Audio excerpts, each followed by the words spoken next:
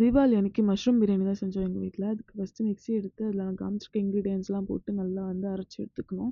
அதுக்கப்புறமா ஒரு பாத்திரத்தில் எண்ணெய் ஊற்றி பட்டை, லவங்கம், ஸ்டார் அனீஸ்லாம் போட்டு வதக்கிட்டு, வெங்காயம் போட்டு அதுக்கப்புறமா இஞ்சி பூண்டு மிக்ஸ் போடலாம். நான் மாற்றி போட்டுட்டேன்.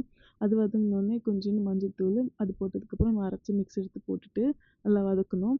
அதுக்கப்புறமா வந்து ஒரு 2 பெரிய தக்காளி எடுத்து போட்டு நல்லா வதக்கணும். அது கொஞ்சம் வதங்கினதுக்கப்புறமா மஷ்ரூமை நல்லா பெருசு பெருசாக கட் பண்ணிவிட்டு அதில் போட்டு கொஞ்சம் வதக்கி வேக வைக்கணும். அதுக்கப்புறமா நம்ம மிளகாத்தூள் ஆட் பண்ணிக்கலாம். கரம் மசாலா, அப்புறமா காஷ்மீரி சில்லி கூட ஆட் பண்ணிக்கலாம். அது போட்டு நல்லா வெந்ததுக்கப்புறமா தயிர் ஆட் பண்ணிக்கலாம். தயிர் போட்டதுக்கப்புறம் கொஞ்சம் நல்லா வதக்கி தண்ணியெலாம் லைட்டாக இது பண்ணுற மாதிரி பச்சை வாசனைலாம் போகிற அளவுக்கு வைக்கணும். அதுக்கப்புறமா வந்து அரிசி நான் வந்து நார்மல் ரைஸ் எடுத்திருக்கேன். பாஸ்மதி ரைஸ் எடுத்தால் கொஞ்சம் சீக்கிரமாகவே வெந்துடும். அதுக்கப்புறம் தண்ணி ஊற்றி ஒரு 15 நிமிஷம் லோ ஃப்ளேம்லேயே வந்து வேக வைக்கணும்.